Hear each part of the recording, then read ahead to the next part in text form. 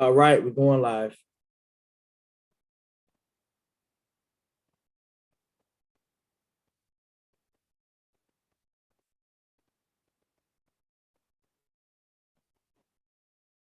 All right, we're going live. And I really hope that you learned something from this course. You've watched some of the pre-video as well as read the article. We will delve into that. And there should be 5 to 6 different course classrooms that you can attend throughout. And I really hope that each one should be between 5 and 10 minutes and collectively make up building a team that sees your vision. Let's hop right over to the PowerPoint. That's pretty much how my channel does the teaching here. Is you'll see me in the corner and then really using the PowerPoint as a guide to have our discussion.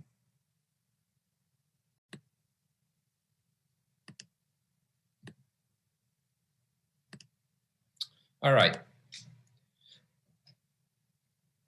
Again, my name is Matt Harrington. I have a business called Harrington Brands. It's where we focus on culture, leadership, and people.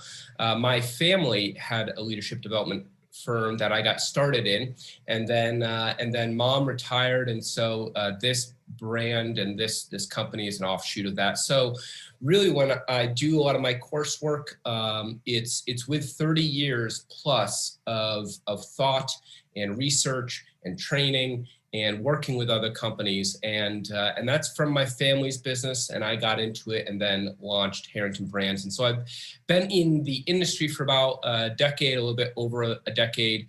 Authored Survival of the Hive. Go to Amazon, check it out. It's where we studied bees for a year and found 7 distinct characteristics that bees do in one of the most efficient organizations in the world, the beehive. And so, and then we took those 7 traits and figured, you know what, humans could probably do some of those as well. So if you enjoy bees, you enjoy leadership, you like your iceberg is melting, check on over at Amazon or any of your local bookstores for Survival of the Hive. Just on this slide, some of the work that I've done over the last decade with Keurig Green Mountain, Killington, which is a mountain in Vermont, West Carolina University, National Ski Area Association, Vermont Federal Credit Union, New Hampshire Automobile Dealership Association, SUNY, which is the State University of New York, the Anvil Conference, many other conferences, the USDA. So just a wealth of nonprofit and for-profit, working with small teams, big organizations, conferences. So that's really where I'm pulling a lot of my thought as well as research. And so let's dig right into what we're going to look at today. And really over the course of you taking this course. So you may take it all in one day, you may take it over the course of a couple weeks or a month. And so if you've signed on to this, this is what we're looking at. How has COVID, and we'll talk a little bit in this first video about just the reality of COVID pandemic. Hopefully by the time some of you are watching this video, it'll be over and it'll be yesteryear's story, but just in the middle of it, I think we need to address it. And so this first video will go into a little bit of how we're feeling and what we're dealing with it. So how COVID pandemic has not changed teams envisioning, and we'll talk a little bit about that throughout today. What's the difference between a team and a group? And more importantly, are you leading a team or are you leading a group? And again, we'll talk about that. How do teams develop? Did you know that there's actually a science to people getting together, groups getting together with all their different personalities, all their different relationships, all their different talents, and either working or not working? And really, what is a team going through and what does it need to go through, and how do we find those high performance teams on the other side? And so I hope to lead you through some of that as well. Is there a systematic way to develop vision for your team? Again, believe it or not, I hope to give you a formula that you can use over and over and over again. Use it for your board, use it for your nonprofit, use it for your organization. Take it from one, go to the other. I've used this systematic way multiple times, and I've given it to other people that have used it in multiple ways. So I'm excited to share that with you. And I think it creates a real clean way to look at how do we fundamentally, how do we really build a vision? And how do we get that team to buy into it, of course? And that's the last point here is once we have that vision, whether, if we're a leader or a CEO or a board president, we've been working on this vision, but then how do we get people to buy into it? And isn't that some of the biggest hurdle? Believe it or not, it's not around finances, it's not around resources. It's really, the rub really comes in when we have to convince people and influence people and persuade people to follow us. And so this will help you do that. My style, and as you go through this course, is really taking things from 40,000 philosophical view, and we'll talk big picture.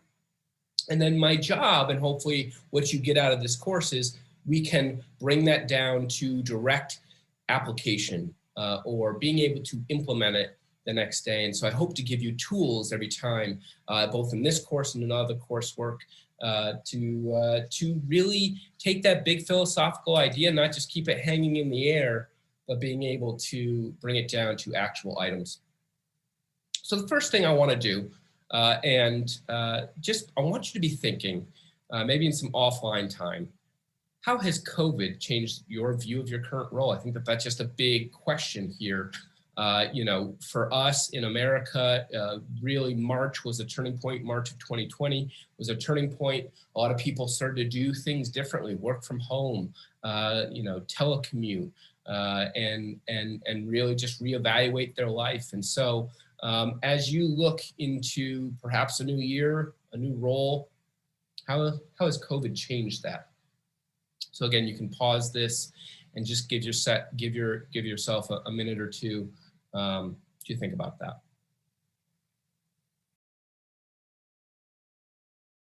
Let's talk about our thoughts. So again, this first video is really going to be setting us up for a discussion around team and for a discussion around vision. But first, we really have to get our mind primed, right? We have to be in the right space.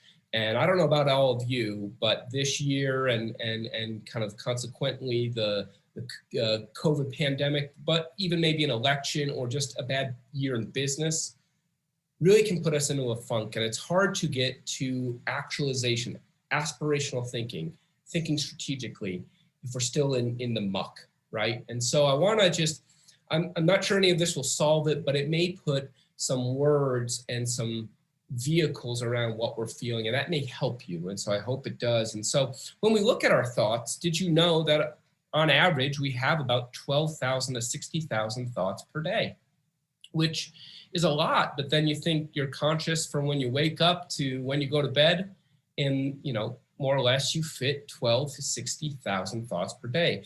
Of those thoughts, how many do you think, or what percentage do you think is negative?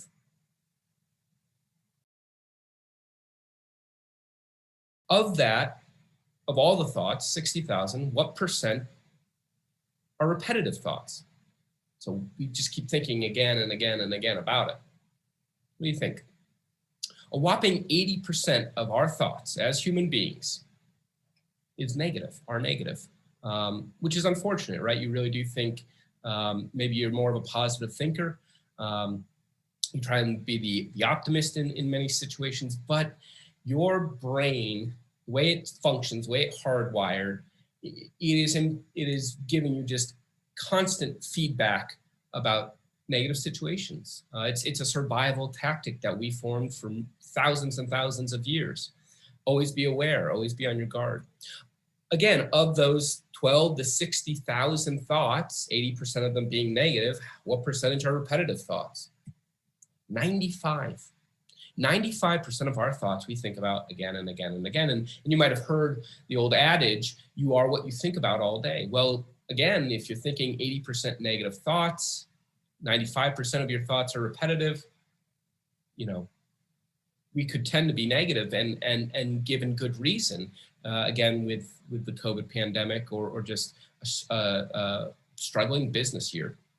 So I think that's where we see the growth of mindfulness, being careful with our thoughts, being careful with what we say, right? And so I want to, again, empower you to be thinking about wow, how do I think each day? What do I think about each day? And is there any way that I could maybe change that 80% to 75% or 70%? And then if I keep thinking good thoughts, 95% of that's repetitive. I like this quote. This is from Peter Drucker, very famed business guru. The best way to predict the future is to create it. And so I would imagine many of you watching this, you are the creators. You guys are hopping on this online coursework and you are the creators. But just in another encouragement, the best way to predict it is to create it. And that goes back to those thoughts. How do we approach this course with that in mind too? Look, there are things out of our control, but there are also some things in our control. Developing a team, creating a vision. How do we put this to practice? Many of you might remember this if you ever took Psychology 101 or do any type of reading around kind of self-actualization. It's the Maslow's hierarchy of need. And here's my thought. Here's my 2 cents on the matter of where we might be as a nation, where we might be as business people or students. We're always hoping, and especially instructors are always hoping we can get people to self-actualization. And it means we have to get through the rest of the levels that Maslow identified, and those are psychological needs, safety needs, loving and belonging, esteem, self-actualization. So remember, if we don't live in a warm house, we don't live in a house at all, we don't have enough food or water, that's going to be our primal and primary way to survive. And so we can't think of the other things. We got to think about that. If we ever have those, which many of us I would think do, we get into safety needs, personal security, employment, job, health. We own a house. That creates safety. And we go into the next level, loving and belonging, which is all about friendship and intimacy and families. Get out of that, we go into really building our own self-esteem, respect, and status, and having strength. And finally, we get to self-actualization, which is the desire to become the most of what we could be. So I want to ask you, as you have gone through maybe the last couple of years in a pretty tumultuous business environment, including a pandemic and signs of a recession, where do you think you are? What need level do you think you are? And again, I appreciate you for hopping on this course. It really shows that you're dogged about trying to get to self-actualization. But I would argue many of us are in safety needs, right? Health was challenged, maybe employment was challenged. And if we're not there, we might be in loving and belonging. Mainly over the last couple months, many of us haven't been able to see our loved ones or have the family or friend connection we've wanted to. And so again, it's just a recognition that we're in this place. And so if you find yourself struggling, to read the book, to hop on and do the online course, to create a strategy for your company, trying to be self-actualizing, it may mean that you're in safety needs and loving and belonging. And a good way to kind of think about how to inch yourself out of that is to provide more of those, to make sure everything is safe, everything is you have good relations with people, and you're doing the best you can, whether through Zoom calls or whatever, to be with people. That will inch you into the next levels, which is esteem and self-actualization, which is what we're trying to get to. All right, the last tool for this segment of the course, again, always asking, where are you and where are we? And I think this is a great diagram. Many of you might have seen it before. It's the Kubler-Ross change curve. A business person that I was on a course with a couple months ago reintroduced this to me, and I thought, oh, perfect. This is exactly it. And I want you to be thinking about kind of what you have gone through and where are you in this curve. Let's just take the COVID pandemic, but other things can happen: closure of a business, death of a family member, anything like that. That really throws us off our game. But let's take the pandemic. In March in 2020, more or less, most of America stopped and came to a grinding halt. There was that shock initially, as you see on the left-hand side. Quite frankly, we were in denial. I mean, a lot of us who started to work from home and telecommute and, some of us got remote stipends. It was just a really weird time. And we were all just trying to figure out how to get back to work. And so there was this great disbelief and denial around that. Denial led to frustration, and we've seen that, married couples trying to work together in one house. We've seen that with business partners not being able to communicate with one another, let alone just societal. The frustration just kind of peaked. And remember, we kind of went through waves. We went through a summer wave where everybody got to go back outside, have a little bit more freedom. And then winter came and we closed down again. So that, again, that frustration and denial, no, we're not going to go back to being inside and remote working and not being able to have a drink at the outside bar. Well, we are, and we did. And so you can see where that denial and frustration peaked along the 2020 year. More or less, we all get into some form of depression. We all have depression. It's on a spectrum. There's no such thing as one person not having depression. It's about the degree and the severity of your depression. So all of us just hit a real low mood and lacking energy. And maybe, we gave up on our exercise plans and we started eating because that was what was getting us through the pandemic. But there's an important part along all that. And hopefully this resonates with a lot of you. Oh yeah, that's me right there. But at a certain point, especially all of you on this course, because just being in this course and being in this program, I already know a lot of you are self-actualizing and you strive. It's just if you're a continuous learner, you're definitely at the peak of your game. But all of us get into this rut, right? There's an important part right there along depression. And we'll talk about it a little bit later in another video with teaming. But at that point in depression, we call it rock bottom, we call it, D-Day, whatever you want to call it, we have to make a choice.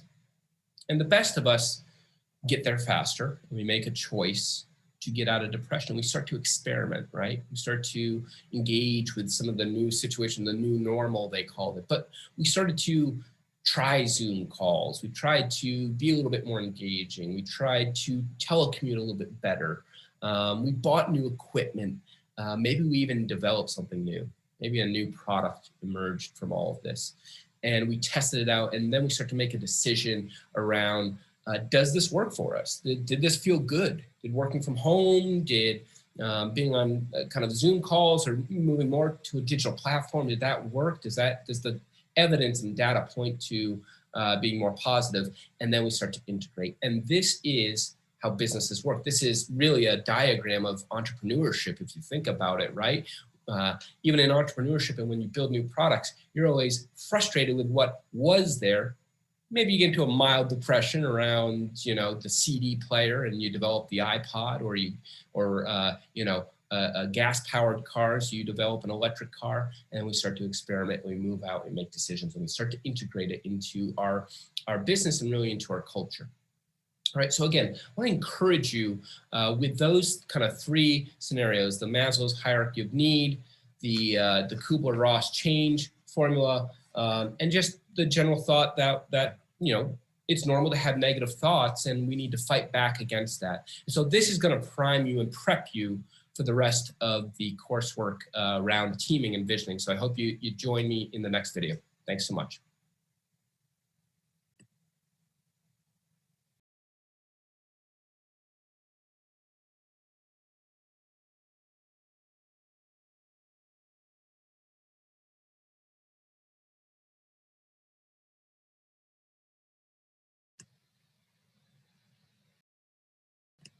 All right, welcome back.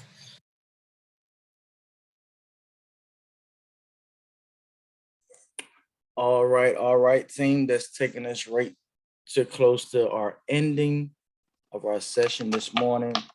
Hopefully there's something from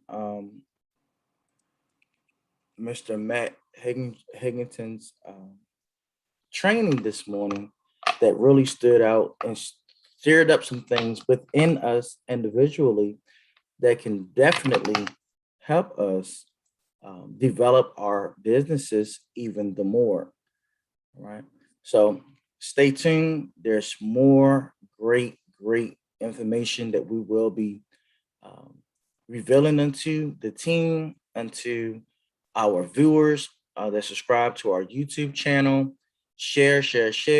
Leverage this information to your downlines, to your business partners, to your friends, your family, and let them know the great opportunity that you have and the trainings and the leadership quality that you have that you know that once they get involved, that their lives too can change just as yours is changing, not because of anyone's efforts or influence, so to speak, but because of you're shifting your mindset. The ability of seeing the future, um, you know, through your mind, speaking things that are not as though they were already, and then reaping the reward through the manifestations of those things that you spoke. All right. So once again, my name is Mr. Wayne TNT Brown. I look forward to working with each and every last one of you more closely. I want to welcome you, Pre and Adventure, to the team. There's room for you. There's room for you. I often say it like this: if I've done great without you, what more can I do with you? So, with that being said, once again, I see you at the top because the bottom has definitely been too crowded.